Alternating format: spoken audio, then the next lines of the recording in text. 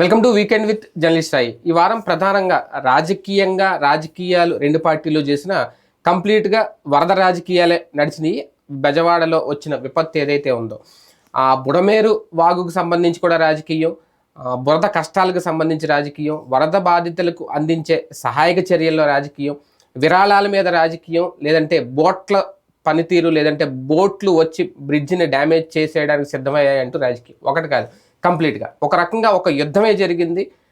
బెజవాడలో ప్రజలు వరదతో యుద్ధం చేశారు. అలాగే వరద ప్రభావిత ప్రాంతాల్లో ఆ బాధితుల్ని గట్టెక్కించే విషయంలో తెలుగుదేశం పార్టీ లేదంటే ముఖ్యమంత్రి చంద్రబాబు నాయుడు గారు కూడా భారీ యుద్ధమే చేశారు. ఫైనల్గా పరిహారాలు ఇచ్చే పరిస్థితి, ఇంకా కేంద్రం ఎటువంటి సహాయం చేయబోతుంది దీనికి సంబంధించి దాని మీద ఎదురుచూపులు. ఓవరాల్గా ఇదే నడుస్తుంది. ఇదే అంశం మీద చర్చించే ప్రయత్నం చేద్దాం. సార్, ఒక రకంగా ఒక భారీ యుద్ధం చేసి వరద బాధితులకు సంబంధించి ఆ యుద్ధం నుంచి సక్సెస్ఫుల్గా గట్టెక్కగలిగిందా ప్రస్తుత ప్రభుత్వం లేదంటే చంద్రబాబు నాయుడు గారు? ఖచ్చితంగా. అంటే వరద ఇంకా గట్టెక్కడము అనే పదం ప్రత్యేకించి ఏం లేదు. సక్సెస్ఫుల్గా ముందుగానే ప్రమాదం నుంచి నివారించబడితే అది గట్టెక్కడం అంటారు. ఇప్పుడు ప్రస్తుతం చేసేది ఏంటంటే సహాయక చర్యలు చేస్తున్నాం మనం, అంతేగాని ముంపునేం మనం ఆపలేదు కదా. అంటే ఇప్పుడు ఇదే కదా ఇంపార్టెంట్. అదే ముంపుని ఎవరు ఆపలేదు, ఈ పదం మనం ఇప్పుడు గట్టెక్కడం అంటే ఏంటి? రాబోయే ప్రమాదాన్ని నివారించుకుని సమస్యను పరిష్కరించుకుంటే గట్టెక్కడం అంట. ముందుగానే అసలు సమస్య రాకుండా చూస్తే గట్టెక్కడం అంట. అలర్ట్ అవ్వడం. ఇక్కడ సమస్య వచ్చేసింది, పరిష్కారం అన్నటువంటిది మనం చేయలేకపోయాం. ఆ తర్వాత మనం సహాయం చేసే విషయంలో మాత్రం అగ్రెసివ్గా వెళ్తున్నాం, సీరియస్గా చేస్తున్నాం, ఈ సిన్సియర్గా చేస్తున్నారు ప్రతి ఒక్కళ్ళు. అది తేడా అప్పటికి దానికి దీనికి. అంటే ఇది ప్రకృతి విపత్తు కదా ఒక రకంగా. అంటే మానవ తప్పిదం ఉంది అనే పొలిటికల్ విమర్శల వరకే వదిలేయాలా? నిజంగా మానవ తప్పిదం కనిపించిందా?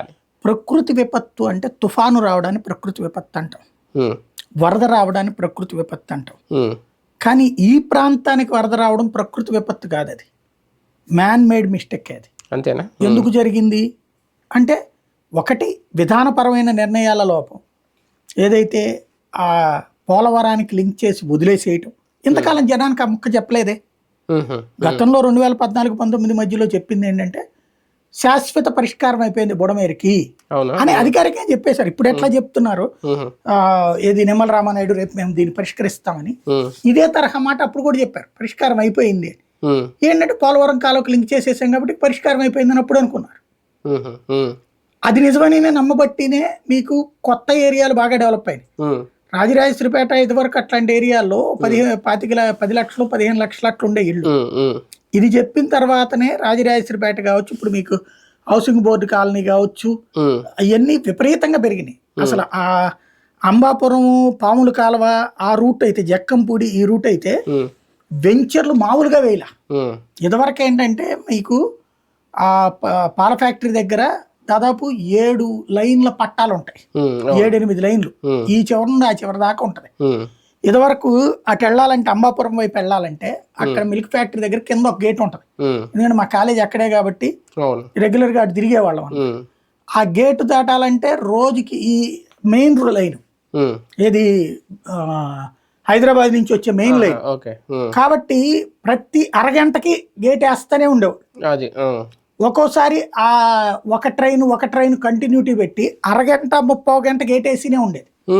దాంతో ట్రాఫిక్ ఇదంతా వచ్చేసేది, కబేళ దాకా వెళ్ళిపోయేది ట్రాఫిక్, ఇటు పక్కన వెళ్ళిపోయేది. అట్లాంటిది ఎప్పుడైతే అక్కడ ఫ్లైఓవర్ వచ్చిందో, ఈ ఫ్లైఓవర్ చక్కగా 4 రూట్లకి చేసుకొచ్చారు. ఒకటి ఇటు కబేళ వైపుకి ఒక ఫ్లైఓవర్ వచ్చిందా, ఇదివరకు కబేళ దగ్గర నుంచి ఇట్లా తిరిగేవాళ్ళం, అక్కడ వరద నీళ్లు రావడం, పొడవేరు నీళ్లు ఉండేది అలవాటు. అట్లాగే అవతల పక్కన పాముల కాలువ కంటే ఈ రైలు పట్టాలు దాటి వెళ్ళాలి, అది వెళ్ళడం బాగా తలనొప్పి ఉండేది. అంబాపురము, జక్కంపూడి, పాముల కాలువ ఆ రూటు పోవడం అంటే గగనం ఆ రోజులు. ఇప్పుడు ఇది వేసిన తర్వాత ఒకటి సింగనగర్ వైపు డైవర్షన్ ఉందా, ఇటు పక్కనకు ఒకటి ఉందా, పాల ఫ్యాక్టరీ వైపుకి ఒకటి ఉందా, మొత్తం 4 రూట్లు ఉన్నాయి ఆ ఫ్లైఓవర్ ఎక్కాక. ఈ 4 రూట్లలో కూడా బాగా రియల్ ఎస్టేట్ డెవలప్ అయిపోయింది. ఈ అంబాపురం ఏదైతే బుడమేరు వరద సమస్య పరిష్కారం అయిందన్నాక, ఇదివరకు జక్కంపూడిలో ఎకరం 10 లక్షలు 8 లక్షలు ఆ రేంజ్ లో ఉంటే గ్రేట్. ఇవాళ అక్కడ 100 గజాల స్థలం దగ్గరగా 15-20 లక్షలకు అమ్మారు. ఇళ్ళు 40-50 లక్షలకు అమ్మారు. విల్లాస్ లాంటి అక్కడ కడితే దగ్గరగా 75-80 లక్షలకు అమ్మారు. ఏది ఆ పాముల కాలువ జక్కంపూడి రూట్, ఇక అంబాపురం ఎన్ని కూడా బాగా పెరిగిపోయింది రేట్లు. ఇవాళ అక్కడ భూములు కొనడం అనేటటువంటిది అసాధ్యమైపోయింది, కోట్లలోకి చేరిపోయింది. ఎందుకు అంటే ఇది శాశ్వత పరిష్కారం అయిపోయింది. ఆ మాట చెప్పడంతో పాటుగా 13 ఏళ్ళు అయిపోయింది బుడమేరు వరద వచ్చి 13 ఏళ్ళు అయిపోయింది. 13 ఏళ్ళ నుంచి లేకపోతే 2008 రాజశేఖర రెడ్డి ఉన్నప్పుడు వచ్చిన వరదే హైయెస్ట్. అప్పుడు ఉద్యమం చేసినోటే దేవినేని ఉమ, మైలవరం నియోజకవర్గం కదా అయింది కాబట్టి మైలవరానికి కూడా మునిగినాయి కాబట్టి అప్పుడు ఉద్యమం చేశాడు. ఆ తర్వాత తనే మంత్రి అయిన తర్వాత పరిష్కారం అయిపోయిందని చెప్పాడు. కాబట్టి అందరం అయిపోయింది అనుకున్నాం. ఏంటయ్యా పరిష్కారం అంటే వీళ్ళు చెప్పింది ఆ పోలవరానికి లింకప్ చేసి పోలవరం నుంచి VTPS లో నుంచి పంపించడానికి. కానీ కృష్ణానది వరద వస్తే ఇది రివర్స్ అవుతుందని ఇప్పుడు తెలిసింది. ఇక్కడ దీంట్లో ఇప్పుడు ఈ ముంపు అన్నటువంటిది గనక ముందు సమాచారం ఉన్నా ఇంత ఇది ఉండేది కాదు, సమస్య ఉండేది కాదు. అంతకు ముందు ఉన్న జనం కాదు ఇప్పుడు ఉన్నోళ్ళంతా. అప్పట్లో పేదలు లేబర్ బ్రతికినటువంటి ఏరియాలో ఇప్పుడు చాలా వరకు మధ్య తరగతి వచ్చేసారు, ఎగువ మధ్య తరగతి వచ్చేసారు. లేకపోతే బుడమేరు ముంపుకు గురవుతామంటే వెళ్ళాలి ఎవడు కడతాడు? అంతే కదా, డూప్లెక్స్ ఎవడు కడతాడు? ముంపు ప్రాంతాలు ఇల్లు కట్టడానికే భయపడతారు. ఇవాళ చూసారు మొన్న అక్కడ 2 కోట్లు 3 కోట్ల రూపాయలు పెట్టి వెళ్ళాలి కొన్నోళ్ళు కూడా ఎలాంటి పరిస్థితి ఎదుర్కొన్నారు. ఇది ఎందుకు కడతారు? పరిష్కారం అయిపోయిందని నమ్మారు కాబట్టి. ఇప్పుడు అబ్బాయి పరిష్కారం కాలేదు, అది జగన్మోహన్ రెడ్డి సరిగ్గా చేయలేదని చెప్తున్నారు. ఇక్కడ జగన్మోహన్ రెడ్డి వాళ్ళు ఏం చెప్తారు? అది ఈయన వల్ల ఆగింది, రాధాకృష్ణ వల్ల అని చెప్తారు. ఇక్కడ సమస్య ఎవరిదైనా సరే పరిష్కారం లేదు అన్న విషయం ఇంతవరకు తెలియలే. ఇప్పుడు మునిగేదాకా ఇప్పుడు తెలిసింది. మునిగేదాకా తెలియకపోవడం అనేది తప్పు కదా, ప్రజల్ని మోసం చేయడం కదా. దానివల్ల ఇప్పుడు పుట్టుకొచ్చినటువంటి ప్రాంతాలంతా ఎంత అల్లాడుతున్నారు అనేది ఇక్కడ ముఖ్యం. కానీ డెప్త్ గా లాజికల్ గా వెళ్తే బుడమేరుని పోలవరానికి లింక్ పెట్టేశారని చెప్పిన మామూలుగా ఇటువంటి వాగులు వంకలు నాకు తెలిసి మా సైడ్ అయితే మాకు నదులు ఎక్కువ కాబట్టి నదుల్లో కలుస్తాయి, కొన్ని కాలువల్లో కలుస్తాయి, ఆ నదుల్లో వాటర్ని సముద్రంలో కలుస్తుంది. ఇది మామూలుగా లింక్. పోలవరం లాంటిది వచ్చిన తర్వాత కొన్ని ప్రాంతాలకు ఇబ్బంది ఉండదు అన్నప్పుడు అంటే అది లింక్ పెట్టడం అంటే మామూలుగా డైవర్షన్ కెనాల్స్ వాడి లింక్ పెట్టడంలో ఫెయిల్ అయ్యిందా, లేదంటే ఇక్కడ కృష్ణానదిలో కట్టినట్టు ఒక రిటైనింగ్ వాల్ ఇలాంటిది ఏమన్నా ఏర్పాటు చేస్తే సమస్య పరిష్కారం అయినట్ట? ఇప్పుడు బుడమేరుని గాల్లో వదిలేశారా, లేదంటే పరిష్కారం ఇప్పుడు ఈ ప్రభుత్వం చూపించాలా? చూడాలి ఈ 4 ఏళ్లలో ఏం చేస్తారంది. వాస్తవంగా అయితే కనుక బుడమేరుకి కావాల్సింది ఏంటంటే దాన్ని ఏమంటారంటే అనాథ కాలం అంటారు. అవునా? దాన్ని ఎందుకంటే దానికి ఒక సిస్టమ్ లేదు. ఇప్పుడు మీకు తెనాలి రూట్లో చూసారనుకోండి, 3 కాలువలు ఉంటాయి తెనాలిలో, 3 కూడా స్ట్రైట్ గా వెళ్తుంటాయి, డొంక తిరుగుడు ఉండదు. విజయవాడలో ఏలూరు కాలువ, బందర్ కాలువ ఉన్నాయి, డ్రైవర్స్ కాలువ ఉంది, స్ట్రైట్ గా పోతుంటాయి. ఇది బుడమేరు అట్ట కాదు, వంపులు వంకర్ టింకర్గా ఉంటది. అది ఎక్కడ ముగింపో ఎవరికి తెలియదు. కాలువగా నేరుగా కొల్లేరుకి లేదు, అది లేదు. ఓ చోట ఎంత ఉందంటే ఓ చోట ఎంత ఉంటది, ఓ చోట ఎంత ఉంటది, అది డ్రైన్ లాగా ఉంటది ఒక చోట. ఇంకా అక్కడ పరిష్కారం ఎక్కడ ఉంటది? ఆ కాలువ గురించి ఇంతవరకు ఎవడు పట్టించుకోవాలి. విజయవాడలో ప్రారంభమైన కాలువ కొల్లేరు దాకా నేరుగా ఉంటే ఒక ఆస్పెక్ట్, బట్ లేదు అట్లాగా. దానికి పరిష్కారం ఏంటి అన్నటువంటి కాన్సెప్టే ఇది ఇప్పుడు తీసుకొచ్చినటువంటిది డైవర్షన్ కెనాల్. ఇది మంచి ఆలోచనే. అయితే డైవర్షన్ కెనాల్ కి అడ్డం వచ్చినప్పుడు కోర్టు తీర్పులను అడ్డం పెట్టినో లేకపోతే మరొకటి అడ్డం పెట్టినో ఆపుకోకూడదు కదా, దానికి చేసుకోవాలి కదా. అక్కడ చివరికి అక్కడ పలుకుబడి ఉన్నటువంటి వాళ్ళ చేతిలో అయిపోయింది. ఇప్పుడు దాని ఇంపాక్ట్ ఏమైపోయింది? ఇప్పుడు అక్కడ కాదు అనుకున్నప్పుడు దానికి ఏదో ఆల్టర్నేటివ్ ప్లాన్ చెప్పారు. అంటే దాని వరకు ఉంచేసి దాని పక్క నుంచి ఏమైనా తీసుకెళ్తారేమో. సరే ఏదో ఒకటి తగలబెడితే ముందు మెయిన్ సమస్య ఎక్కడ వచ్చిందంటే ఈవెన్ పోలవరం కాలువ పెట్టినా కూడా అది 17,500 క్యూసెక్కుల నీళ్ళని మాత్రమే తీసుకెళ్లగలుగుతుంది. 17,500 క్యూసెక్కులు అంటే మామూలుగా అయితే చాలా పెద్దది. ఇప్పుడు నిన్న వచ్చిన బుడమేరుది 50,000 క్యూసెక్కుల నీళ్ళు. అంతని తట్టుకోగలుగుతుందా? మాక్సిమం వీళ్ళు లెక్కేసుకున్నది ఏంటి, 17 నుంచి 10-11 అంతకు మించి రాదు బుడమేరు. ఎప్పుడో రేర్గా వచ్చింది అన్నది. ఎప్పుడైనా ఒక ప్రాజెక్ట్ అయినా ఒక కాలువ అయినా కట్టేటప్పుడు అత్యధిక వాటర్ అవుట్ ఫ్లోని కౌంట్ వేస్తారు, అంతే కదా. అత్యధిక వాటర్ అవుట్ ఫ్లోని కౌంట్ వేయాలి. దీంట్లో 80,000 క్యూసెక్కులు రాజశేఖర రెడ్డి ఉన్నప్పుడు వచ్చింది. 80,000 క్యూసెక్కులు అప్పుడు వచ్చినప్పుడు నువ్వు 17,500తో ఎట్ట కడతావు? అవును అంతే కదా. 17,500 దాంతో ఎట్ట జమ వేసేస్తావు? పోనీ ఆ కాలవల్ని విస్తరించడం, లేదా ఆ కాలవలకి రిటైనింగ్ వాల్ కట్టుకుంటూ అక్కడ దాకా వెళ్తే సరిపోయేది కదా. అవును ఇప్పుడు ఆ కాలువలకి ఎంత ఖర్చు పెట్టాం మనం? దాని పేరేంటి, పట్టిసీమ పేరుతో దాదాపు 1,250 కోట్లు 1,500 కోట్లు ఖర్చు పెట్టాం. ముందు 100, 200, 300 అని చెప్పి ఇప్పటివరకు అంత తగలేసిన వాళ్ళం. ఆ గోడే కట్టేసుకుంటే ఈ గొడవే ఉండేది కాదు కదా. అవును ఎందుకు వచ్చింది ఇప్పుడు? రెండవది, మట్టి కట్టలు కట్టడం కాలవేంటి ఆ బొంద? అదే కదా. మట్టి కట్టలు కట్టడం కాదు కదా. ఇప్పుడు విజయవాడ రైవస్ కాలం ఉంది, ఏలూరు కాలం ఉంది, బందర్ కాలం ఉంది. విజయవాడలో ఎప్పుడన్నా వాటికి గండి పడ్డాయా? లేదు. ఎందుకని? ఆ పక్కనున్న రోడ్లు ఉంటాయి, ఆ రోడ్లు కింద దాకా చాలా స్ట్రాంగ్ గా వేసి ఉండడం. అవును స్ట్రాంగ్ వేయాలి. ఒక్క లేదంటే ఒకసారి రోడ్లు కూడా దిగిపోతాయి. రోడ్లు రైవస్ కాలువ దిగింది, రోడ్లు దిగిపోతాయి. రైవస్ కాలువ కొట్టింది సరిగ్గా వేయకపోతే రథం దగ్గర, రైవస్ కాలువ దగ్గర. ఇప్పుడు రథం దగ్గర ఇప్పుడు పార్కింగ్ పెట్టారు కదా, అదంతా ఒకప్పుడు రోడ్డు, బోత్ లైన్ రోడ్డు ఉండేది. ఒకసారి ఆ కాలువ వచ్చి అటు కొడితే కింద పడిపోయింది. అది తెలుసు కదా. దాని వల్లనే మనం రథం సెంటర్ ఇదివరకు అయితే 2 వైపులా కొన్ని వందల లారీలు ఉండే రోజు. బస్సులు, సిటీ బస్సులు రథం సెంటర్ నుంచి తిరిగాయి. ఇప్పుడేమో మనం హైవే మీద నుంచి తిప్పుతున్నాం. ఇదివరకు రథం సెంటర్ లో మెయిన్ రోడ్డు మీద నుంచి తిరిగాయి, 2 వైపుల్లో అయినది. ఈ కాలువ వచ్చి కొట్టింది రైవస్ కాలువ, అది పడిపోయింది. ఆ తర్వాత ఆ రోడ్డు వేయాలంటే ఆ స్థాయి ఖర్చు అవుతుందని 100 కోట్లు ఖర్చు అవుతుంది. ఆ కొంచానికి 1/2 కిలోమీటర్ కొట్టుకుపోయింది అనే భయంతో శాంతం ఆపేసి కూర్చున్నారు. ఇప్పుడు ఇది కూడా అంతే, అట్లా చేసేసి వదిలేస్తున్నారు. ఇప్పుడు దానికి శాశ్వత పరిష్కారం కావాలంటే ఒకటి, అది 17,500 క్యూసెక్కులు అన్నటువంటి దాన్ని ఇప్పుడు ఏదో నిమ్మల రామానాయుడు గారు చెప్తుంది 30,000 క్యూసెక్కులు అని. 30 కాదు, నా దృష్టిలో 50,000 క్యూసెక్కులకి పట్టుకుపోవాలి. అది కూడా కంప్లీట్ గా ఈ బుడం అంటే పైన పోలవరం నుంచి వచ్చే నీళ్ల దగ్గరదైతే రిటైనింగ్ వాళ్ళ అక్కర్లా, కానీ ఈ కింద వరకు కట్టేస్తే చాలదు. ఇప్పుడు నిన్న జరిగింది కూడా ఏంటి, కృష్ణా నదిలోకి ఇప్పుడు మామూలుగా ఇట్లా కృష్ణ ఉన్నది ఇక్కడ కింద, కానీ కృష్ణా నది లెవెల్ ఇది, ఈ మధ్యలో ఈ కాలం ఉంటుంది. మీరు ఈవెన్ విజయవాడలో కానీ ఏ ఊర్లలోనైనా సరే డ్రైనేజీలు కానీ తీసుకెళ్ళి ఏం చేస్తారు, ఈ మధ్యలో పెడతారు. ఇక్కడ నీళ్లు ఉన్నాయి కదా అని ఇక్కడ పెడతారు, ఇక్కడ మధ్యలో పెడతారు, పై దాకా కట్ట ఉంది కదా అనుకుంటారు. ఇప్పుడు వాటర్ ఎక్కువ వచ్చినప్పుడు ఈ పైన అంతా నిండిపోయింది, దాంతో ఈ నీళ్లు వెనక్కి ఎగదని. ఇక్కడ గండ్లు పడ్డానికి కారణం వెనక్కి ఎగదనడం. 11.5 లక్షల క్యూసెక్లు నీళ్లు వచ్చినప్పుడు దానికి ఉండాల్సింది, ఇక్కడ వీళ్ళు అస్సలు మర్చిపోతున్న టెక్నికల్ లాజిక్, గేట్లు ఉండాలి. ఇప్పుడు విజయవాడలో బందర్ రోడ్డు, ఏలూరు బందర్ కాలువ, ఏలూరు కాలువకి, రైవస్ కాలువలకి గేట్లు ఉన్నాయి. నిన్న ఈ 11 లక్షల వరద వచ్చి అవన్నీ కొట్టుకుపోలేదుగా. గేట్లుంటే కొట్టుకుపో, గేట్లుంటే ఎదురెళ్ళవు నీళ్లు. ఇక్కడ గేట్లు లేకపోవడం వలన ఎదురొచ్చినాయి.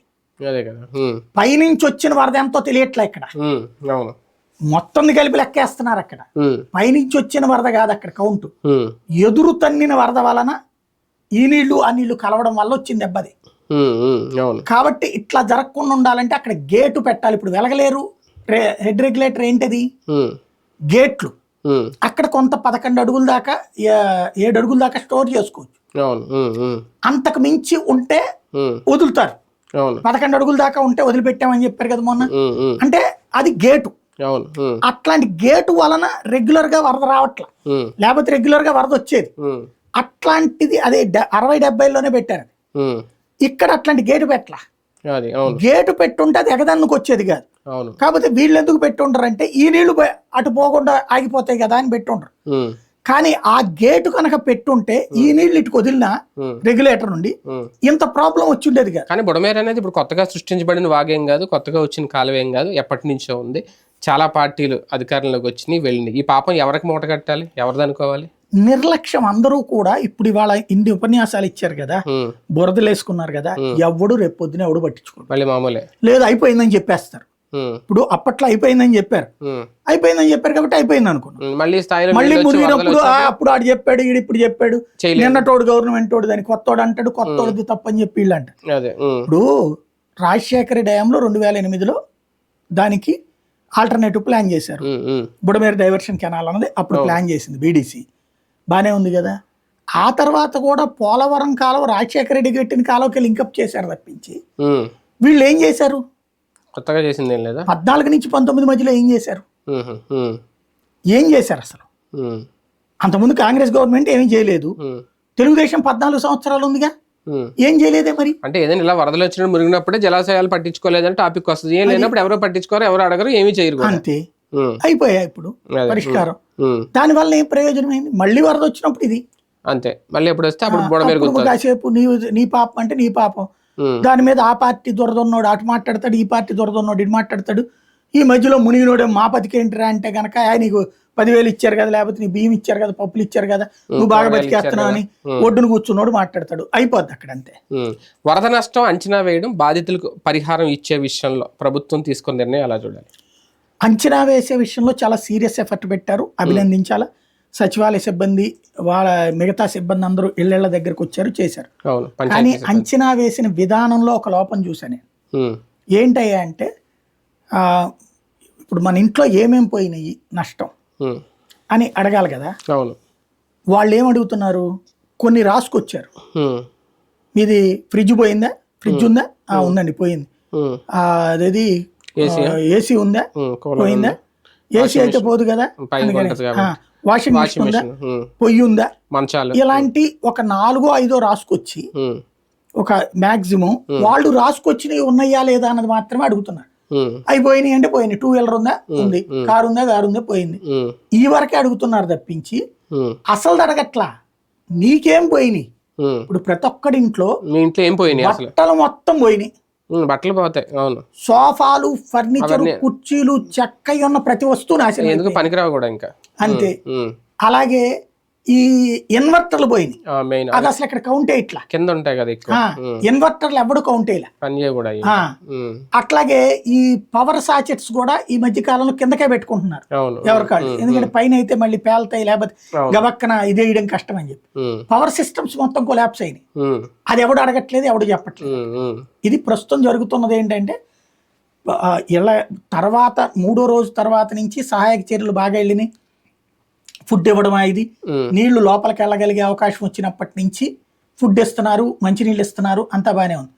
ఇప్పుడు అక్కడ క్లీన్ చేయించడం, ఇదంతా ప్రభుత్వం శక్తి వంచన లేకుండా పనిచేస్తుంది, అధికార యంత్రాంగం శక్తి వంచన లేకుండా పనిచేస్తున్నారు. చంద్రబాబు గారు మానిటరు, నారాయణ గారు మానిటరు, మంత్రులు మానిటరు అంతా చేస్తున్నారు. సమస్యల్లో ఏంటంటే ఆ ప్రాంతం అంతా ఇప్పుడు దారుణమైన స్మెల్, దాన్ని ఎవరు పరిష్కరిస్తారు? ఎవరని చేయలేం. ఇప్పుడు ఈ ఎండల కారణంగా ఎండితే కొంచెం రిలాక్స్. రెండవది ఏంటయ్యా అంటే ఈ భారం ఎవరు మోస్తారు? ప్రభుత్వం ఏముంటుంది? 10,000 అంటుంది. 10,000 రూపాయలు ఒక పేదవాడి ఇంట్లో వస్తువులకు కూడా చాలా ఇవ్వాలి అక్కడ.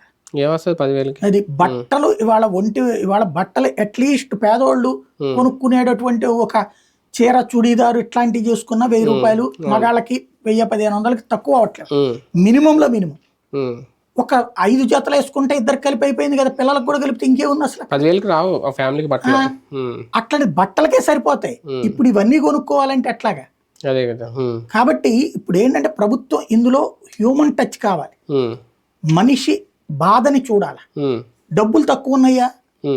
ఇప్పుడు వీటి రూపంలోనే 500 కోట్లు కనబడుతున్నాయి ఇప్పటికే. 500 నుంచి 1000 కోట్లు ఉట్టి చందాల రూపంలో వస్తున్నాయి. అంత డబ్బులు వచ్చినప్పుడు ఇంకేం బాధ? అదే కదా. 25,000 ఇవ్వచ్చు, 50,000 ఇవ్వచ్చు, ఇవ్వాలనుకుంటే మనసు రావాలి, అంతే. అది ఆలోచన. ప్రభుత్వానికి భారం అవుతా అదే అనేది. భారం ఎప్పుడు అవుతుంది? నీ దగ్గర డబ్బులు లేకపోతే. నేను చెప్తోంది ఇక్కడ ఆల్రెడీ వీళ్ళు ఇచ్చిన విరాళాలే ఉన్నాయి అంటున్నా. 500 కోట్ల దాకా విరాళాలే వచ్చినాయి, సరిపోతుంది కదా అక్కడ. కానీ అంచనా అంతా 6,800 కోట్లు ఎంత వేసినట్టు. అవి రోడ్లు, అవి అంటే ప్రభుత్వానికి వచ్చిన నష్టం లెక్క. అది ప్రభుత్వానికి వచ్చిన నష్టంలో రోడ్లు లెక్కేస్తారు, కరెంటు స్తంభాలు, ట్రాన్స్ఫార్మర్లు, ఇవన్నీ ఖచ్చితంగా, నో డౌట్ అది. కానీ ఈ డబ్బులు ప్రజలు ఇచ్చింది ప్రజల కోసం, అంతే కదా. ప్రజలు ఇచ్చింది ప్రజల సహాయం కోసం. ఈ డబ్బుల వరకు అయినా సరే ఇప్పుడు రేపు ఫర్ ఎగ్జాంపుల్ ఈనాడు వాళ్ళు వీళ్ళు కూడా కలెక్ట్ చేస్తున్నారు.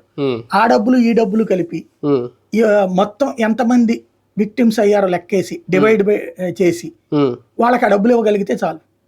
అవును. సహాయక చర్యలు అందించే విషయంలో ఈ పరిహారాలు మొదలుపెట్టిన తర్వాత ఒక రేషన్ వాహనాలు కానీ వాలంటీర్ల అవసరం కానీ తెలిసి వచ్చిందా? అవి ఉండుంటే, అంటే రేషన్ వాహనాలు వాడారనుకోండి, అది కూడా పూర్తిగా వాళ్ళేదో 150 ఎన్నో చేశారనేది ఆయనే చెప్పినమాట, మంత్రి గారు చెప్పినమాట. ఈయన కానీ వాలంటీర్లు మరి కొంతమంది పిలిచారు అనేది, అందరూ రాలేదు ఎందుకంటే కొంతమంది ఆల్రెడీ రిజైన్ చేసి ఉన్నారు కదా, సస్పెండ్, వాళ్ళు కూడా రాకపోవడం అవసరం తెలిసి వచ్చిందా? ఉంటే బాగుండేదా? లాజిస్టిక్స్ అనేటటువంటిది చాలా పెద్ద వర్క్. అవును. ప్రభుత్వాలకి అంటే జగన్మోహన్ రెడ్డి పరిపాలనలో ఒక పర్ఫెక్ట్ పర్మనెంట్ లాజిస్టిక్స్ ఏర్పాటు చేసేసాడు. వెహికల్స్ అనేటువంటి ఇప్పుడు 108లు 104లు ఇవి భారీగా కొనుగోలు చేసి మౌలిక సదుపాయాలు ప్రిపేర్ చేసి పెట్టాడు. జస్ట్ మనం దాన్ని వాడుకున్నాం అంతే. ఇప్పుడు మామూలుగా వరదలు వచ్చినప్పుడు పెద్ద సమస్య ఏంటంటే రవాణా శాఖ వాళ్ళకి పెద్ద పని చెప్తారు, మీరు అర్జెంటుగా లారీలో వాళ్ళందరితో మాట్లాడి లారీలని మనకి పని చేయాలి అని. లారీలో వాళ్ళు ఏమంటారు, మాకు డబ్బులు ఎవరు ఇస్తారంటారు. వీళ్ళు దబాయించాలి, తిట్టాలి. వాడి దగ్గర 10 లారీలు ఉంటే ఇలా బాధపడలేక పోరు పడలేక 1 2 పంపిస్తారు. ఎందుకంటే డ్రైవర్లను కూడా పట్టించుకోదు గవర్నమెంట్. గవర్నమెంట్ అఫీషియల్స్ మేము సమకూర్చి పెట్టామని ముఖ్యమంత్రి దగ్గరకు మంత్రుల దగ్గరకు వెళ్ళి బిల్డప్ ఇచ్చుకుంటారు తప్పించి ఇదిగో ఇన్ని బండ్లు వచ్చినాయి, ఇన్ని లారీలు వచ్చినాయండి, మనకి ఒక్కొక్క లారీకి రోజుకి ఇంత ఖర్చు అవుతుంది, మనం ఎంత ఇద్దామని ఏం చెప్పరు. అదంతా ఒక మొరటుగా ఉంటది. మనం ఇన్నేళ్ల నుంచి చూస్తున్న సహాయక చర్యల విషయంలో మొరటగా ఉంటుంది. దాంతో 10 లారీలు ఉన్నోడు కూడా 1 వారం ఇస్తాడు తప్పించి ఇవ్వడు. అదేమంటే ఏం చేస్తారు సార్, ఇంకేం చేయమంటారు సార్ మమ్మల్ని. ఒక లారీకి మామూలుగా అయితే మేము ఎంత ఛార్జ్ చేస్తాం మీకు తెలుసు, 30,000 40,000 ఛార్జ్ చేస్తాం. మీకు ఫ్రీగా ఒక రోజుకి పెడితే 40,000 రూపాయలు మాకు లాస్ అయినట్టే కదండి, ఇంకెంత మేము చేయమంటారు అంటాడు. ప్లస్ ఇక్కడ వీడు 1 లారీనో 2 లారీలో 5 లారీలో పెట్టినందుకు గాను రేపు పొద్దున వాళ్ళు అక్రమ రవాణా చేసేదాన్ని వాళ్ళ జోలికి పోవద్దని చెప్తారు. మీరు హెల్ప్ చేయండి మరి మాకు అని డిమాండే చేస్తారు. వీళ్ళు కూడా అంతకు మించి ఏం చేయగలరు. లేదంటే అడ్డం తిరిగితే ఏం చేస్తారు వీళ్ళు, అయితే గీతే కేసులు పెట్టి వేధించాలి. ఎంతమంది నేను వేధిస్తారు మొత్తం ఏకమైతే, అక్కడ అసోసియేషన్ గా ఉంటారు. కాబట్టి అది పెద్ద సమస్య. ఇంకోటి అప్పటికప్పుడు ఎక్కడి నుంచి తెస్తారు. ఇంకోటి ఈ డ్రైవర్లు ఈ ఏరియా వాళ్ళే, లారీల డ్రైవర్లు వీళ్ళు ఎక్కువగా ఉండేది ఈ ఏరియాలోనే ఉంటారు. కృష్ణలంక ఈ ఏరియాలోనే ఉంటారు. ఈ 2 చోట్ల ఎక్కువ ఉంటారు అన్నమాట. కాబట్టి ఇప్పుడు ఆ టైంలో వాళ్ళు అదే దాంట్లో ఉంటే ఎక్కడి నుంచి తెస్తారు. ఇప్పుడు ఇక్కడ ఏమైంది, ఇక్కడ మునిగినటువంటి ఏరియాలో ఉన్న వాళ్ళ వాహనాలు కాకుండా మిగతా ఊళ్ళో ఉన్నటువంటి వాళ్ళ వాహనాలు తెప్పించారు. అదే అయ్యే 150-200 ఉన్నాయంటే బెటరే కదా. పక్క జిల్లాలు ఇవి కూడా తెప్పించుకుంటే అయిపోతుంది కదా. అంటే ఒక లాజిస్టిక్స్ ఉపయోగపడింది. నేను ఇంతకు ముందు కూడా చెప్పాను, ప్రభుత్వాలు మారినాయి అని ఒక దాన్ని నాశనం చేసేయడం కాకుండా మనం ఏమంటున్నాం, జగన్ అది నాశనం చేశాడు, ఇది నాశనం చేశాడు, అమరావతి నాశనం. ఎందుకు మరి మనం ఎందుకు నాశనం చేయాలి. అయ్యే శుభ్రంగా కూరగాయలు వినియోగించుకోవడానికి, కూరగాయలు అమ్మడానికి. కూరలు ఇవాళ కూరలు భారీగా ఉన్నాయి. పల్లె ప్రాంతాల దగ్గరికి వెళ్ళి కూరలు తీసుకొచ్చి అది అమ్మించచ్చుగా. కావాలంటే చంద్రబాబు బొమ్మ, పవన్ కళ్యాణ్ బొమ్మ, లోకేష్ బొమ్మ వేసుకోవచ్చుగా. వేసుకుని పెట్టుకోండి. తక్కువ ధరకే కూరగాయలు. రైతు మామూలుగా కూరగాయల మార్కెట్లో టమోటా 50 రూపాయలు ఉంది, రైతు బజార్లో 40 రూపాయలు ఉంది, ఈ బండి దగ్గర 30 రూపాయలే. అతనికి 10 రూపాయలు లాభం వస్తే హ్యాపీనే కదా. అంతే కదా. అలాగే ఒక పర్మనెంట్ సొల్యూషన్ ఇట్లాంటి ఏర్పాటు చేసుకోవచ్చు కదా. లేదు వీకెండ్కి వచ్చిందంటే నాన్ వెజ్లు అమ్ముకోమని ఓ సిస్టమ్ తేవచ్చు వాళ్ళకి. ప్లస్ దానివల్ల నీ పేరు చెప్పుకుంటారు. ఇప్పుడు జగన్ వలన వాళ్ళకి ఒరిగింది ఏంటంటే ఒక ఉపాధి వచ్చింది. వాళ్ళకి ఇచ్చేది 20,000, వాళ్ళకి ఒక 5,000 రెండో వాళ్ళకి ఇస్తారు. అందులో 10,000 రూపాయలు ఇక్కడ దీనికి 3,000 4,000 ఆయిల్కే వెళ్ళిపోతుంది. వాళ్ళకి ఏంటంటే జస్ట్ ఒక కాంట్రాక్ట్ చేస్తే ఎంత వచ్చిందో అంతే వచ్చింది, వాళ్ళకేం పెద్దగా మిగల్లా. అలాంటప్పుడు వాళ్ళకి ఏదో లాభపడిపోయినటువంటిది, ఏదో వైఎస్ఆర్ కాంగ్రెస్ పార్టీ వాళ్ళు బాగుపడిపోయినట్టు ఏం కాదు. రకంగా వాళ్ళకు ఉపాధి దొరికింది. ఆ ఉపాధి నువ్వు కొనసాగిస్తే బాగుంటది కదా. ఇప్పుడు అది నేర్చుకోండి, బెటర్ కదా. ఈ వరద పేరుతో 2 పార్టీలు కూడా డైవర్షన్ రాజకీయాలు చేసి ఇద్దరు సక్సెస్ అయ్యారు.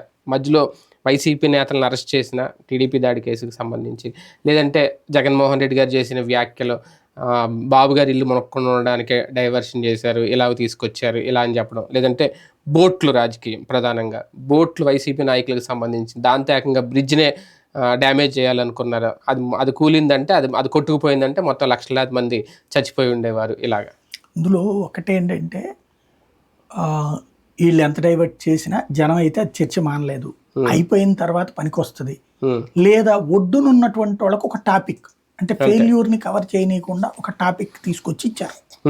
అక్కడ జనాలు నీళ్లలో నానతా తిట్టే తిట్లని కాకుండా మీడియాకి డైవర్షన్ పని. మీడియా వాడికి ఆ పని కాకుండా ఈ పని చూడండి. బట్ 4-5 రోజుల దాకా ఏ మీడియా కూడా డైవర్షన్ వల్ల పడలా. అవును, ముందంటే ఇంకా తప్పదు, అవే చూపించాలి. అది చూపించి ఆ తర్వాత ఈ లోపు కాదంబరిని తీసుకొచ్చారు, మళ్ళీ ప్రయత్నం జరిగింది, వీళ్ళని అరెస్టులు చూపెట్టారు. ఏం చర్చించలేదు మీడియా కూడా, బ్రేకింగ్ లేసి ఊరుకుంది. అంటే అది కూడా వార్త అయింది తప్ప అది మేజర్ అవ్వలేదు. వీళ్ళు కోరుకున్నట్టు మొత్తం దాని మీద చర్చ వెళ్ళిపోవాలని ఎక్స్పెక్ట్ చేశారు, అది అవ్వాల. ఒక ఆస్పెక్ట్ లో సక్సెస్ అయ్యారు, అమరావతి నుంచి డైవర్షన్ విషయం. ఇక్కడ అమరావతిని ముంచడం కోసం, ఇది అమరావతిని కాపాడుకోవడం కోసం కుట్ర అన్నది తప్పు జగన్ చెప్పి.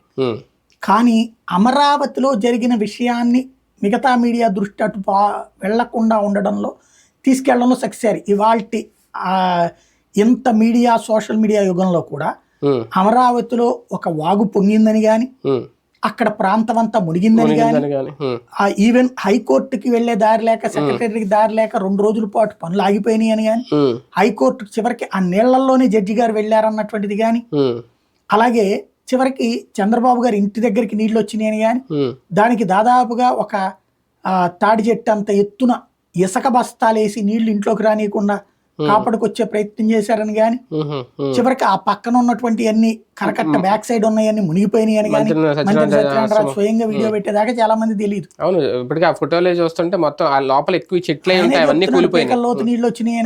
ఆ వెనకాల కట్ట వెనకాల ఉన్న వాటిలో అతి ఎత్తైంది ఆయనదేనట. ఆయనదే, అందరిని తరలించేశారంట కదా, అసెంబ్లీ నుంచి కూడా పంపించేసామని ఆయనే చెప్తున్నాడు కదా. అంటే అదంతా జరిగిందన్న విషయం చర్చకి రానిచ్చారా ఇల్లు? అదే కదా, రానిలేదు కదా. అక్కడ సక్సెస్. అట్లాగే అమరావతి లోపల మునిగిని అన్నటువంటి చర్చకి రానిచ్చారా? ఈవెన్ ఆ వంక పెట్టి 2 రోజుల పాటు కోర్టుకి, వంక కాదు ఆ కారణంతో కోర్టుకి సెలవులు ప్రకటించారు కదా, ప్రకటించమని అడిగారు కదా, కోర్టు ఒప్పుకోలేదు జడ్జి గారు, కాబట్టి నడిచింది. కావాలంటే హైబ్రిడ్ లో మీరు ఇంటి దగ్గర నుంచి రండి అయ్యా అని చెప్పి జడ్జి గారు మాత్రం ఒప్పుకోలేదు. బట్ నీళ్ళైతే ఆ ప్రాంతానికి వచ్చినటువంటి విషయం ఒక్క పేపర్ అయినా రాసింది, ఒక సాక్షి వాళ్ళు రాసుకొచ్చారు. అది కూడా ఫోటోలు తీసే ధైర్యం రాలేదు వాళ్ళకి. 2వ రోజున 3వ రోజున వేశారు ఫోటోలు.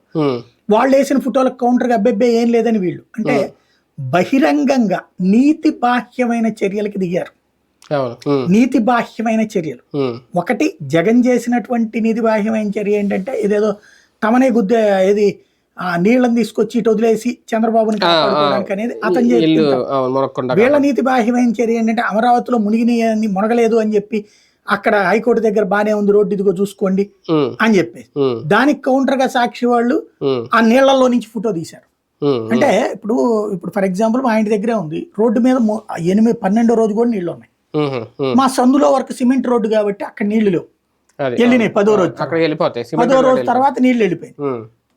ఈ ఫోటో చూపెట్టి వరద లేదు అని చెప్పేస్తే, ఒరిజినల్ అక్కడి నుంచి రావాల్సింది ఆ నీళ్లలో నుంచినే కదా. ఎందుకు ఈ మోసాలు చేసుకుంటాం? అంటే ఇవాల్టి యుగంలో కూడా మనం ఏం చర్చించాలో, ఒక మేజర్ ఇష్యూని ఎలా డైవర్ట్ చేయాలి, మీడియాని ఎలా గుప్పెట పట్టాలి, ఏది నీకు చర్చకి రావాలి, ఏది రానియకుండా చూడాలి అన్న విషయంలో సక్సెస్ అవుతున్నారు. అది విచిత్రం.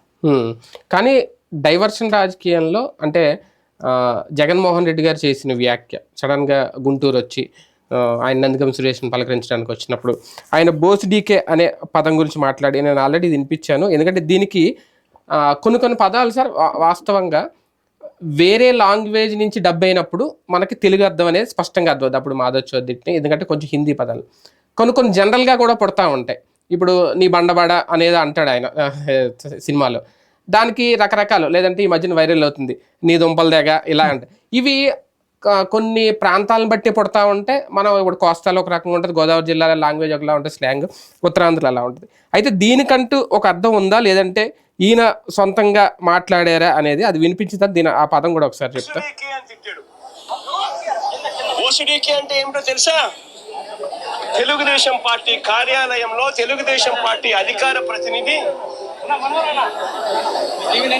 ముఖ్యమంత్రిని ఆ రోజు అన్న మాట లంజా కొడక అని.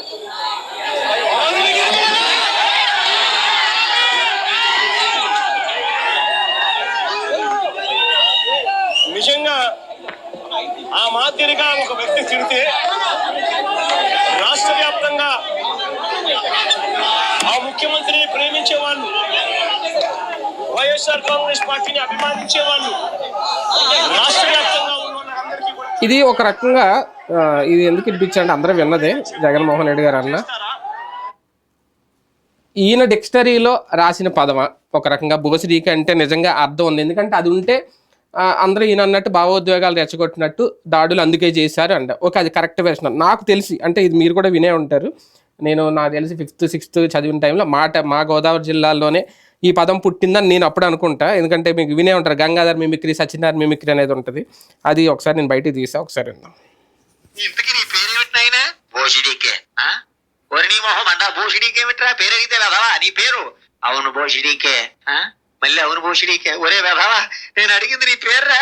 అవునండి, నా పేరు బోసు, మా ఇంటి పేరు డీకే, కలిపితే బోసిడీకే కాదట్టి. ఒరి నీ మొహం అంతా బోసిడీకే కాదురా, డీకే బోసు అను. అంతేగారు బోసి అమ్మ వెధవా, కానీ ఈ వంక నన్ను తిట్టేద్దామనా? చంపేస్తాను వెధవా, ఇప్పుడు వచ్చే రోజు అప్పుడే బోసిడీకే తిడతావు వెధవా, కూర్చో. ఇలా అంటే కొన్ని మిమిక్రీ కామెడీలోంచి కూడా ఇలా పదాలు పడుతూ ఉంటాయి. అప్పుడే అంటే ఇది మీరు విన్నారో లేదో నాకు తెలియదు, కానీ మేము ఎక్కువ ఈ మిమిక్రీలు వినేవాళ్ళు చిన్నప్పుడు సరదాగా. దీని తర్వాత సినిమాల్లో కూడా పెట్టారు, ఏదో నరేష్ సినిమాలో ఏదో ఉంటుంది. అంటే దీనికి ఎంత పెద్ద అర్థం అనేది నిజంగా కొన్ని డైవర్షన్ పాలిటిక్స్కో, లేదంటే తప్పించుకోవడానికో, లేదంటే ఇప్పుడు భావోద్వేగాలు రెచ్చగొట్టడానికో, ఒక రాజకీయంగా ఈ పదాన్ని కూడా ఏమన్నా వాడేశారా జగన్మోహన్ రెడ్డి గారు అనేది నా డౌట్. తిట్టిన అతనికి తెలియాలి కదా అర్థం. ఇప్పుడు క్యాజువల్గా కొన్ని ఉంటాయి, ఆ పదాలకి అర్థం తెలిసి మాట్లాడాలి మనం. అవును, మాదచ్చద్ అనే పదానికి ఎందుకు పవన్ కళ్యాణ్ అంత స్పందించాడు?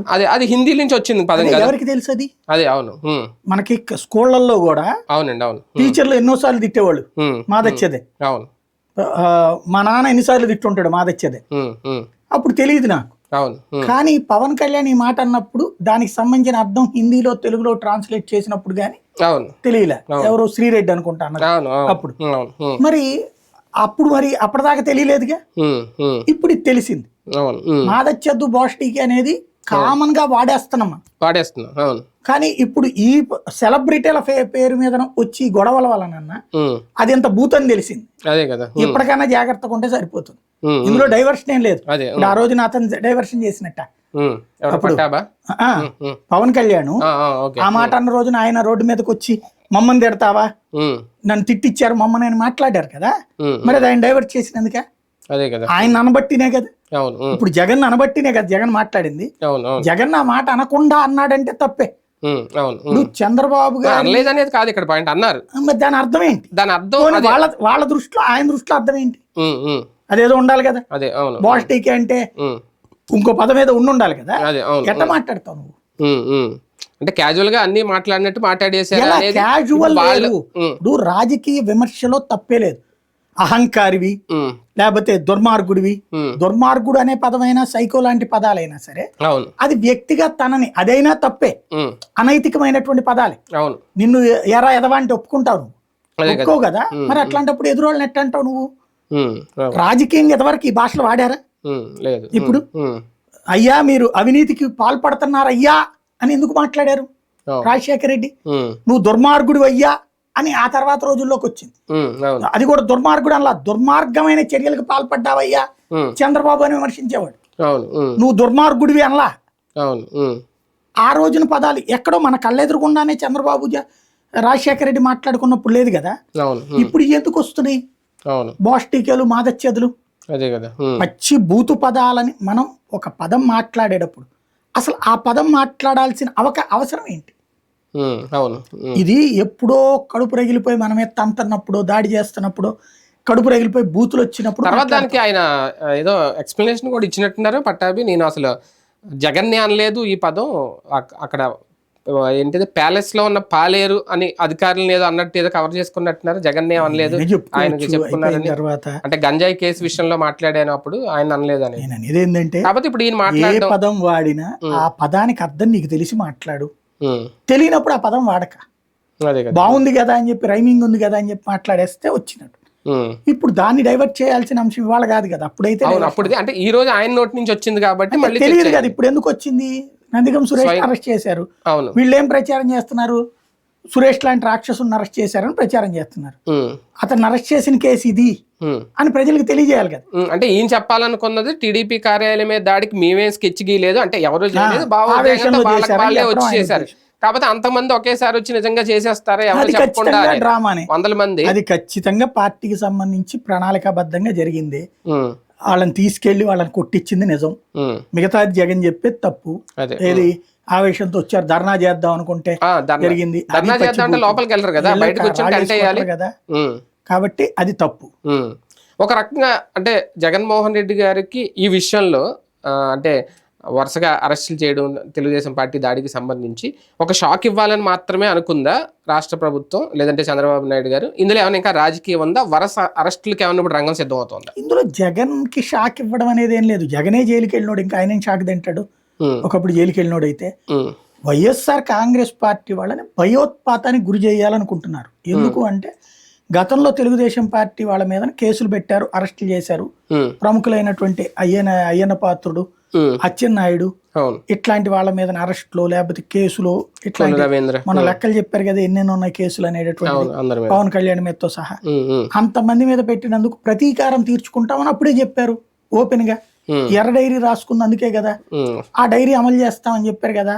ఆ రోజుల్లో తమ వాళ్ళని వేధించినందుకు ప్రతీకారంగా మిమ్మల్ని వేధిస్తామని చెప్పారు. వేధించమని ప్రజలు ఓటేశారు, వేధిస్తున్నారు. అందులో ఏముంది ఇంకా? అంటే ఒక థ్రెట్ అయితే క్రియేట్ అయిపోయింది ఆల్రెడీ. ముందే చెప్పారు, అదే చేస్తున్నారు. చేయమనే కదా ప్రజలు ఓటేసింది. మళ్ళీ ఇప్పుడు జగన్ చెప్పాడు రేపు పొద్దున మేము వస్తే మిమ్మల్ని అదే జైల్లో పెడతామని. మళ్ళీ రేపు జనం ఓటేశారు అనుకోండి, వీళ్ళ మీద కేసులు పెడతారు. ఇక అంతే. అంటే ఇక్కడ మెయిన్ ఏంటంటే చట్టం అనేది అధికారంలో ఉన్నోడు చుట్టం, ఏది పెట్టమంటే అది. ఇప్పుడు ఫర్ ఎగ్జాంపుల్ ఇదే ఉంది, పడవలదే ఉంది. ఎవడైనా పోలీస్ డిపార్ట్మెంట్ ఇరిగేషన్ ఎక్స్పర్ట్ కో లెక్కరాయి, పడవలు కొట్టుకుపోతాయి, వాటంతటా కొట్టుకుపోయేప్పుడు ఫర్ ఎగ్జాంపుల్ ఫస్ట్ ఏం చేయాలి, పడవలోని కేకేసి నువ్వు ఎందుకు అక్కడ సరిగ్గా వేయలేదు అని అడుగుతారు. వాళ్ళు చెప్తారు అది నిజమా కాదా, అక్కడికి వెళ్ళి ఎంక్వైరీ చేయాలి. ఇతను చెప్పింది అబద్ధం, పైన పెట్టేశాడు, నిర్లక్ష్యంగా పెట్టాడా ఉద్దేశపూర్వకంగా పెట్టాడా, ఇది కనుక్కో.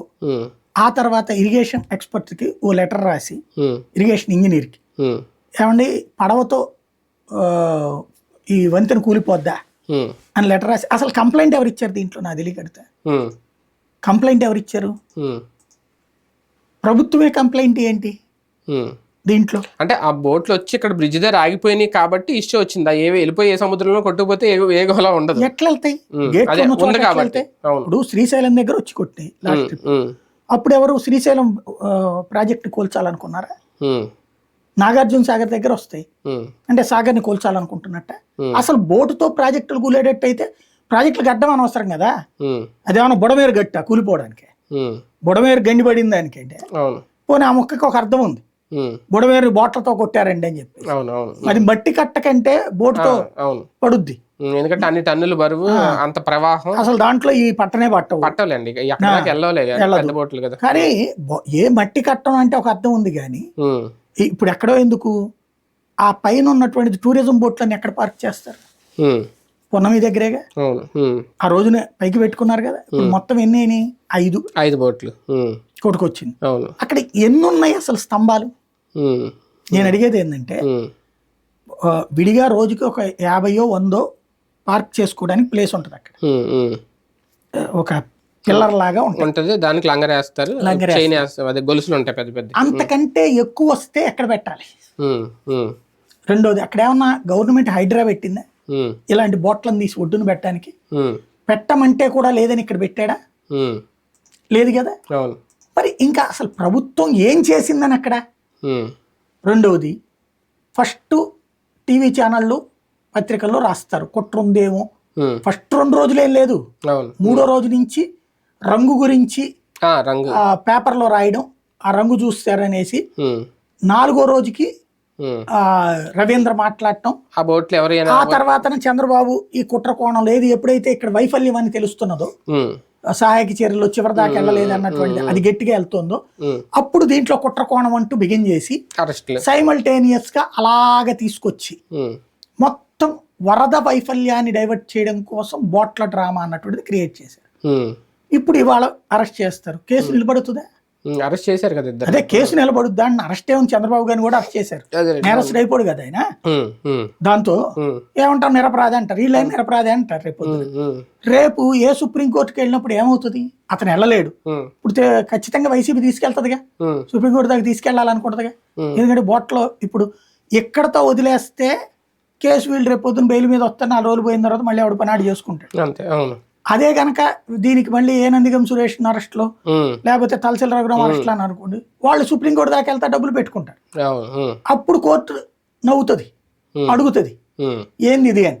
ఉమ్, కాబట్టి ఇప్పుడు ఇది కేవలం ఈ డ్రామాని నిజమని నమ్మించడానికి, ఉమ్, ఇదివరకు మద్య నిషేధం లేకపోతే తెలుగుదేశం పార్టీని చంద్రబాబు గారు కనుక తీసుకున్నప్పుడు ఉమ్, ఎలా అయితే సైమల్టేనియస్ ప్రచారం చేసుకొచ్చారు, ఉమ్, మొన్న జగన్మోహన్ రెడ్డి మీద ఎట్లయితే సైమల్టేనియస్ ప్రచారం చేసుకొచ్చారు, అంటే రోజు అని ఒక స్కెచ్ ప్రకారం ప్రచారం చేసుకొస్తారు పత్రికలు, టీవీ. కానీ కొంతవరకు సక్సెస్ అయిపోయిందా తెలుగుదేశం పార్టీ? ఈ బోట్లు వైసీపీ వాళ్ళవని బాబు గారే 10 మందిలో మాట్లాడడం, అరెస్ట్ చూపించిన వాళ్ళు వైసీపీకి సంబంధించిన వాళ్ళని చూపించడం, అవషాద్రి అనే వాళ్ళు ఎవరు ఉన్నారు అంతవరకు, అంటే కొంతవరకు అయితే మాత్రం జనాలు అందరని నేను అనలే కానీ ఇవి వైసీపీ వాళ్ళు చేసిన కుట్ర వాళ్ళ వల్లే ఇక్కడ దాకా వచ్చేసిన ఈ బోట్లు అని చెప్పడంలో తెలుగుదేశం పార్టీ వాడల్లా నమ్ముతాడు, అవును, వైసీపీ వాడల్లా మోసం అంటాడు, ఉమ్, తటస్థుడు నవ్వుకుంటాడు. ఉమ్, నాకు తెలిసి ఏ తటస్థుడు కూడా బోటుతో, అంటే చదువుకున్న బుద్ధున్నోడు ఎవడో కూడా ఉమ్, బోటుతో బ్యారేజీ కొట్టుకుపోద్ది. ఇంకోటి వైసీపీ చేసేటప్పుడు ఆడ పార్టీ రంగులు వేసుకుని వచ్చి గుద్దుద్దని బుద్ధి బుర్రాన్న ఏదవన్న అంటాడా?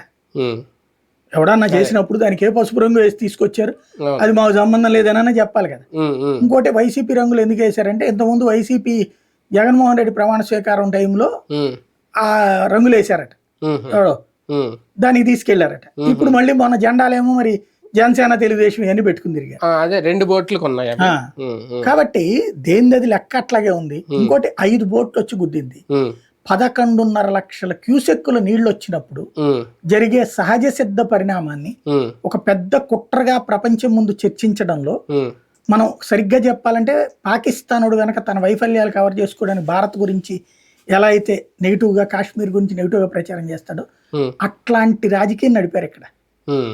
వరద సాయానికి సంబంధించి కేంద్రం నుంచి ఆశగా ఎదురు చూపులు ఏమన్నా చూస్తున్నారా చంద్రబాబు నాయుడు గారు? ఇప్పుడు కేంద్ర సాయం అనేది చాలా అవసరం రాష్ట్రానికి, వరద ఖచ్చితంగా చాలా బాధితులు. అవసరం. ఉమ్. ఎందుకంటే ఇప్పుడు రోడ్లే కొట్టుకుపోయిన రోడ్లు వేయాలి. ఉమ్, మెయిన్ నాకు తెలిసి చంద్రబాబు గారు సుదీర్ఘ అనుభవం ఉంది కాబట్టి దీన్ని అడ్డు పెట్టుకుని ఆయన ఉమ్, ఒక కాన్సెప్ట్ తీసుకెళ్తాడు. ఉమ్. ఏంటంటే ప్రాజెక్టులు పూర్తి చేసుకోవడానికి కూడా డబ్బులు సంపాదించే ప్రయత్నం చేస్తారు ఆయన. ఆయనకి అంటే చేయాలి కూడా అవకాశం ఎట్లా మలుచుకోవాలో తెలుసు ఆయన. ఉమ్, ఉమ్, అది చేస్తారు. ఇప్పుడు బుడమేరు కట్టకి రెగ్యులర్ పర్మనెంట్ కోసం ఇంతకుముందు 290 కోట్లు ఏమో ఇచ్చారని చెప్పేసి ఉమ్, పురంధేశ్వరి చెప్పారు. ఉమ్, ఉమ్, అవి ఎక్కడ వాడేశారో తెలియదు. ఉమ్, ఇప్పుడు ఏం చేస్తారో చూడాలి. ఉమ్, ప్రాక్టికల్గా అయితే ఇప్పుడు అవన్నీ రోడ్లకు సంబంధించి కానీ ఇవన్నీ కూడా డబ్బులు కొంత కేంద్ర ప్రభుత్వం నుంచి రావాల్సిన అవసరం ఉంటుంది. వ్యవసాయానికి సంబంధించినటువంటిది కానీ, అంటే పరిహారం జనాలకు ఇచ్చే పరిహారం వేరు, ప్రభుత్వ యాక్టివిటీస్ ఏవైతే దెబ్బతిన్నాయో వాటికి ఇచ్చేటువంటి. ఇందులో ప్రభుత్వం వైపు నుంచి అయితే పెద్దగా రోడ్లు ఒకటి, హైవేలు వీళ్ళకి సంబంధం లేదు. అవును, ఉమ్, మిగతా రోడ్లకు సంబంధించి ఒకటి కేంద్ర ప్రభుత్వం ఇచ్చేది. ఉమ్, అట్లాగే ఈ వీటికి సంబంధించి గట్ల పటిష్టానికి డబ్బులు ఇవ్వచ్చు. ఉమ్, ఉమ్, ఉమ్. కానీ ఎన్డీఏ సర్కార్లో ఉన్నారు కాబట్టి డిమాండ్ చేయడంలో ఏమన్నా స్లోగా ఉన్నారా చంద్రబాబు నాయుడు గారు? గట్టిగా అడగలేకపోతున్నారా కేంద్రాన్ని? నివేదిక పంపించేసి మనం ఊరుకున్నారు. ఎంత ఇస్తాము, మనం ఎంత అడిగితే అంత ఇవ్వరు వాళ్ళు. ఉమ్, ఇప్పుడు ఇందులో 3 రకాలు ఉంటుంది. ఉమ్, ఒకటి ప్రభుత్వం వైపు నుండి నష్టం ఎంత. ఉమ్, ఇందులో ప్రభుత్వ నష్టం చాలా పరిమితం. ఉమ్, ఉమ్, ప్రభుత్వ నష్టం ఏంటి? ఈ కరెంటు పోవడం, ఉమ్, రోడ్లు కూడా ఆ రూట్లో రోడ్లు, ఉమ్, రోడ్ల మీద నుంచి నీళ్లు ప్రవహించినాయి కానీ పోలా, ఉమ్. వీళ్ళు గండ్లు పెట్టిన చోట్ల పోయి అవును, అవును, ఉమ్, అవి వాళ్ళ లెక్కలో పెద్ద భారం అనిపించవు వాళ్ళకి. ఎందుకంటే రోడ్లు ఏం కొట్టుకుపోలా, ఉమ్, రోడ్లు కొట్టుకుపోయింది అక్కడ అవును, ఉమ్, ఏది హైవే మీద ఉమ్, కృష్ణా నది వాటర్, ఉమ్, ఇటు రోడ్లు కొట్టుకుపోవాలి, రోడ్ల పైనుంచి పొంగి వచ్చినాయి. అవును, ఉమ్, కాబట్టి ఇక్కడ రోడ్లు కొట్టుకుపోయింది అతి పరిమితం. అవి లెక్క తెలుసు కదా వాళ్ళకి, వీళ్ళు ఇచ్చి ఉంటారు ఎంతో, ఉమ్, అది కౌంట్ వేస్తారు.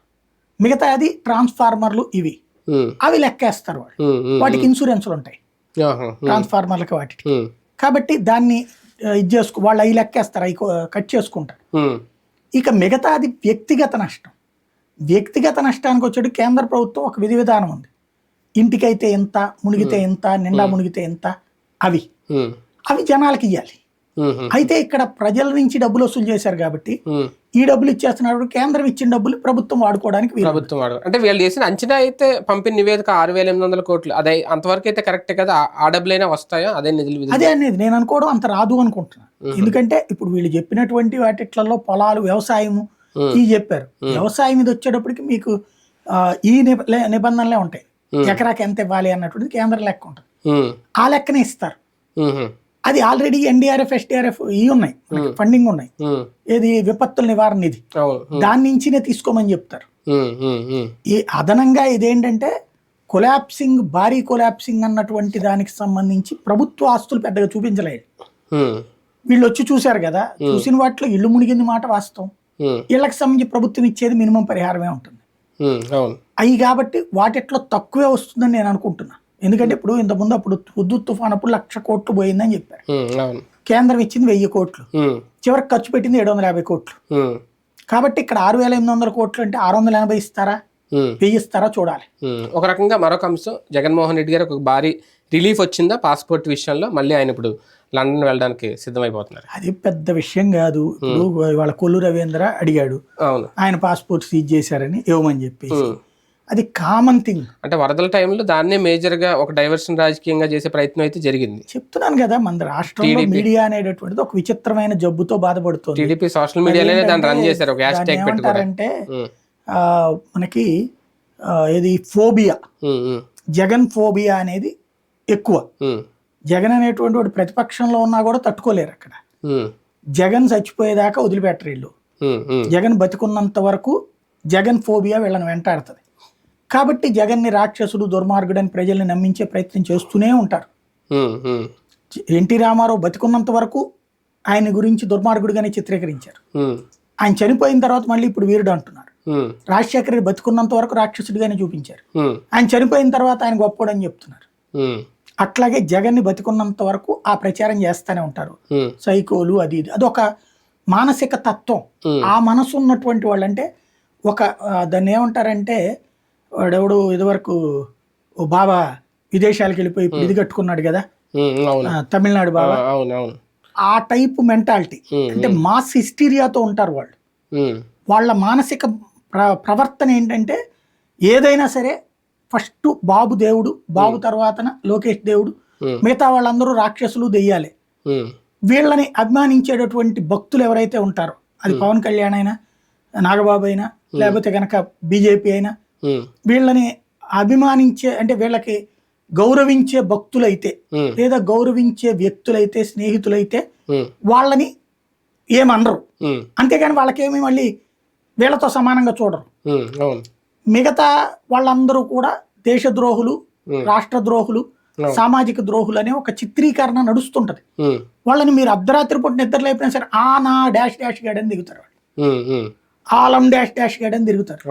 ఇక ఆ మనస్తత్వంతో ఉన్న వాళ్ళని వాళ్ళు పెట్టే పోస్టుల గురించి టైం వృధా తప్పించి ఏమీ ఉండదు. ఇక అదొక మాస్ హిస్టీరియాతో బతికేవాళ్ళు. ఇదివరకు గనక గంజాయి, డ్రగ్స్ లాంటిది, ఇది ఒక రాజకీయ మాస్ హిస్టీరియా. మన దగ్గర ఆ మత్తు కంటే ఈ మత్తు ఎక్కువ, ఈ కిక్ ఎక్కువ. కాబట్టి ఈ కిక్కుతో ఉన్నటువంటి ఈ మత్తులో ఉన్నటువంటి మనం మార్చలేము. ఓవరాల్ వరదల ఎపిసోడ్ లో బీజేపీ, జనసేన పాత్రలు పరిమితంగా ఉన్నాయనుకోవాలా, క్రెడిట్ కంప్లీట్ గా టీడీపీకి ఇవ్వాలని అనుకున్నాయా రెండు? ఇక్కడ మేబీ టీడీపీని వాళ్ళని పక్కన పెట్టిందేమో అనిపించింది. ఎందుకంటే నాదెళ్ల మనోహర్ ఏమన్నాడు, ఆ ఆడియో లేకపోతే తెలిసేది కాదు. చంద్రబాబు గారు అందరు ఎదురుకుండా నిలదీశారు, ఏంటిది ఈ సిస్టమ్ 30% మందికి కూడా వెళ్ళలేదని. ఎన్నో రోజున అది 5వ రోజు 6వ రోజు అనుకుంటా. ఆయన ఏమన్నారు, లాజిస్టిక్స్ వెహికల్స్ ఇబ్బంది పడ్డామండి. నారాయణ గారు ఏమో మీకు అవసరం లేదు, మీ పని కాదన్నారు. మేము అప్పటికి 100-150 అరేంజ్ చేసుకున్నాము అని చెప్పేసి, వెహికల్స్ ఆ తర్వాత రోజు వచ్చినాయి అని చెప్పుకోవచ్చు. అంటే అర్థం ఏంటి, నీకు సంబంధం లేదు, మేము చూసుకుంటాం, ఇది నీ డిపార్ట్మెంట్ కాదు అని చెప్పారు. వాస్తవంగా అయితే ఇందులో అసలు పని పవన్ కళ్యాణ్ ఉంది, పంచాయతీరాజ్ మినిస్టర్. ఇక్కడ మునిగినాయని పంచాయతీలు, అనేక పల్లెలు దెబ్బతిన్నాయి. ఆయన అసలు ఇన్వాల్వ్ కాల. ఆయన అదేమంటే ఒంట్లో బాగాలేదని చెప్పి పేపర్లే రాసినాయి అంతే. ఆయన చెప్పినటువంటిది అలా చివరి రోజున అంతే. బట్ మంత్రిగా సమీక్షించగలడు కదా ఆయన. ఇరిగేషన్ వాళ్ళని అడగడం కానీ, పంచాయతీరాజ్ శాఖ వాళ్ళని అడగాలి కదా.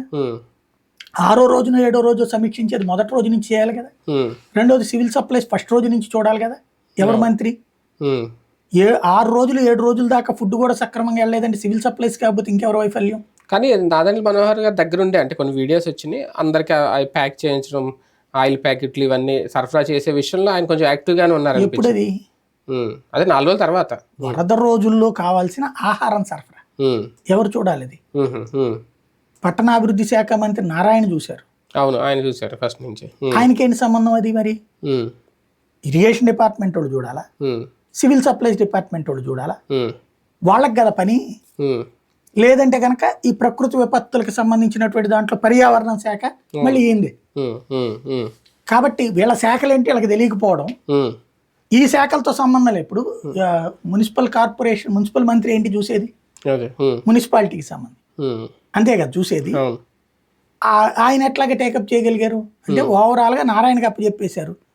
ఇక్కడ కాపు కాంట్రవర్సీ లేకుండా, ఉమ్, ఆయన కాపు నాయకుడే కాబట్టి కాదనడానికి ఏం లేదు కదా, ఉమ్, కులక గొడవ కూడా లేకుండా ఉమ్, అది చేసేసారు. ఉమ్, ఓవరాల్గా వాళ్ళే పక్కన పెట్టారు అనేటటువంటి పదం ఆయన ఆ ముక్క అదే చెప్తే కానీ నారాయణ అర్థం వాళ్ళు కాలేదు. మాట్లాడిన తర్వాత అర్థమైంది. రెండోది ఏంటంటే భారతీయ జనతా పార్టీ ఉమ్. పురంధేశ్వరి గారు మరి ఆవిడకి పదవి రాలేదని ఫీల్ అవుతున్నదో లేకపోతే ఏమైందో తెలియలేదు. అంటే ఆ మరీ ప్రేక్షక పాత్ర పోషించారు అన్నట్టుగా. ఆర్ఎస్ఎస్ ఇన్వాల్వ్ అయింది, ఉమ్, సుజనా చౌదరి ఇన్వాల్వ్ అయ్యాడు, ఉమ్, పార్టీగా మనందరం దిగుదాము అనే పిలుపు అవి ఇవ్వలేదు.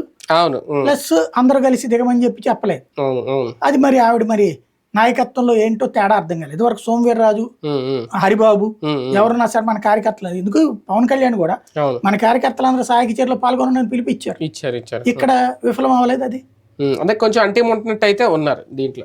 రైట్, చూద్దాం ఓవరాల్గా వరద బాధితులకు సంబంధించి పరిహారం అందించే విషయంలో కానీ, లేదంటే అంచనా వేసే విషయంలో కానీ ప్రభుత్వం ఒక రకంగా సక్సెస్ అయినా, అది వాళ్ళకి సరిపోయినా సరిపోకపోయినా, ఈ ఎపిసోడ్ అయితే రాజకీయాల నడుమ, లేదంటే డైవర్షన్ పాలిటిక్స్ నడుమ అయితే నడిచింది. మరి ఫైనల్గా ఏం జరుగుద్ది, బాధితులకి ప్రస్తుతం పరిహారాలు అయితే అందిస్తున్నారు, అవి వాళ్ళు సాటిస్ఫై అవుతారా లేదా ఏంటి, తర్వాత రాజకీయం వేచి చూడాలి. ఇది వాళ్ళ వీకెండ్ విత్ జర్నలిస్ట్.